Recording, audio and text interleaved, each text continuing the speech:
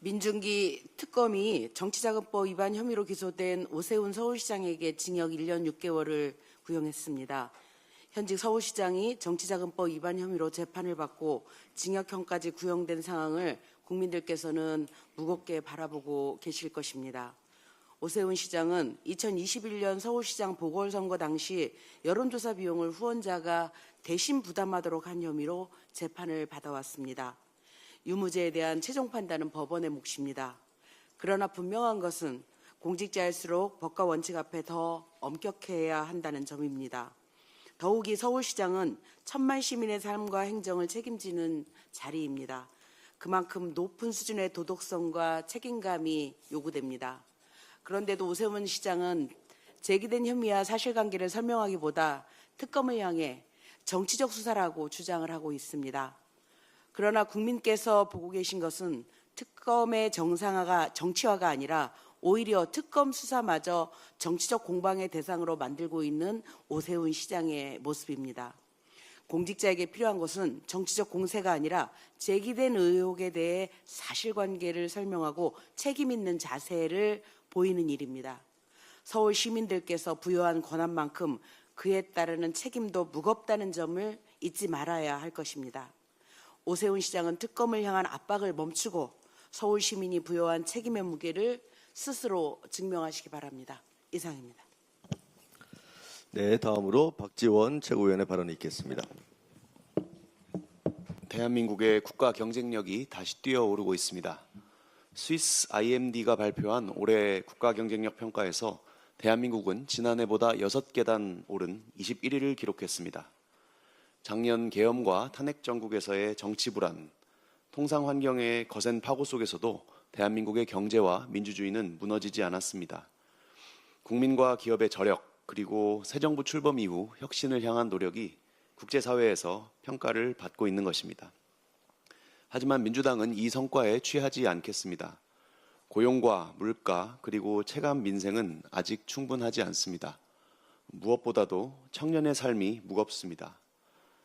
한국은행 최근 보고에 따르면 순자산과 소득 둘 다 하위 20%인 가구 중에 20, 30대가 차지하는 비중이 15%로 5년 만에 2배로 늘었습니다.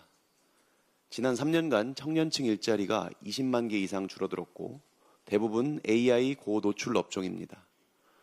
수도권을 중심으로 한 부모 세대의 부동산 자산 격차는 청년 세대에 되물림되어서 세습사회를 고착화시키고 있습니다. 국가는 발전하는데 왜 청년의 삶이 더 불안해지는가? 이 질문에 대해서 정부와 민주당이 답해야 합니다. 일각에서는 이번 서울시장 선거에서 드러난 2030 표심을 두고 보수화라고 쉽게 명명합니다. 하지만 대구시장 선거에서 김부겸 후보를 선택한 2030 표심을 분석해보면 그렇게 쉽게 단정할 일만도 아닙니다. AI가 내 일자리를 없애고 주가 상승은 이미 가진 사람들에게만 도움이 되고 부모에게 집을 물려받지 못한 채로 전세와 집값이 멀어지고 정치권은 청년을 이미지로만 소비할 뿐 권한을 주지는 않는다. 이런 불만에 응답하면 청년층도 충분히 민주당을 인정하시고 지지해 주실 것입니다. 그런 점에서 대통령께서 최근 청년정책 전담기구 설치에 속도를 내라고 주문하시고 내년 예산안과 중장기 재정사업에서 청년정책을 최우선순위로 고려하라고 지시하신 것은 시의적절한 결단입니다. 민주당도 선언이 아니라 예산으로, 행사성 대책이 아니라 구조개혁으로 청년의 일자리와 주거, 자산 형성 문제를 뒷받침하겠습니다. 국가 경쟁력 21위라는 성과가 통계 속 숫자로 끝나지 않고 청년의 일터와 집, 통장에서 체감되는 변화가 되도록 논의를 계속하겠습니다. 이상입니다. 네, 마지막으로 박규환 최고위원의 발언이 있겠습니다. 미국과 이란이 전쟁 종식에 서명한 지 불과 몇 시간도 지나지 않아 이스라엘이 또 레바논을 공습하여 민간인을 포함한 다수의 인명 피해를 일으켰습니다. 미국과 이란이 전쟁을 벌인 지난 100여일 동안에만 레바논에서 3,900명 넘는 사망자와 100만 명 넘는 피난민을 양산한 이스라엘이 종전 소식을 듣고 고향으로 돌아가려던 레바논 난민들의 꿈을 다시금 무참히 짓밟아 놓았습니다. 이스라엘이야말로 평화와 인권의 가치를 짓밟고 국제 규범을 파괴하는 범죄 집단이며 중동의 평화, 나아가 세계 평화를 위협하는 전쟁 집단임을 여실히 보여준 참으로 경악스러운 사건입니다. 특히 베냐민 네타냐후 이스라엘 총리가 안보적 필요가 충족될 때까지 레바논 남부에 계속 머물 것이라며 사실상의 점령 유지를 선언한 것은 국제사회가 합의한 레바논의 영토 보전과 주권 존중의 원칙을 정면으로 거스르는 범죄적 처사입니다. 어떤 논리로도 정당화될 수 없습니다. 이스라엘의 계속되는 초토화 전술과 일방적인 군사 행동을 더는 용납할 수 없습니다. 외교 제재, 경제 제재, 나아가 군사적 제재까지 포함하여 국제사회는 즉시 이스라엘에 대한 제재를 논의하고 착수해야 합니다. 우리 정부도 빨리 적극적이고 가시적인 제재 조치에 나서주기 바랍니다. 검찰개혁은 이재명 정부와 더불어민주당의 깃발이자 상징입니다. 우리는 온갖 방해와 회방에도 불구하고 이재명 정부와 민주당의 깃발이 찢어지지 않도록 상징이 얼룩지지 않도록 혼신의 힘을 쏟았고 마침내 10월 2일 공소청과 중대범죄수사청의 출범을 앞두고 있습니다. 이재명 정부와 더불어민주당의 깃발을 더 높이 펄럭이며 이재명 정부와 더불어민주당의 상징을 더욱 선명히 빛내기 위해서는 아직 가야 할 길이 남았습니다. 다시는 수사를 핑계삼아 검사들이 정치에 개입하거나 억울한 희생자를 만들지 못하도록 수사권과 기소권을 완전히 분리하여 공소청이 보완 수사권 등 어떤 명목의 수사권도 갖지 않는 순수 소추기관으로 자리 잡도록 형사소송법 개정을 완료하고 기관 출범을 위한 실무 작업도 마무리 지어야 합니다. 전국 당원대회의 시계와는 별개로 정부는 정부의 일을 하고 국회는 국회의 일을 해야 합니다. 우리 당은 이재명 정부와 민주당의 깃발이 찢어지지 않도록 상징이 얼룩지지 않도록 끝까지 책임지겠습니다.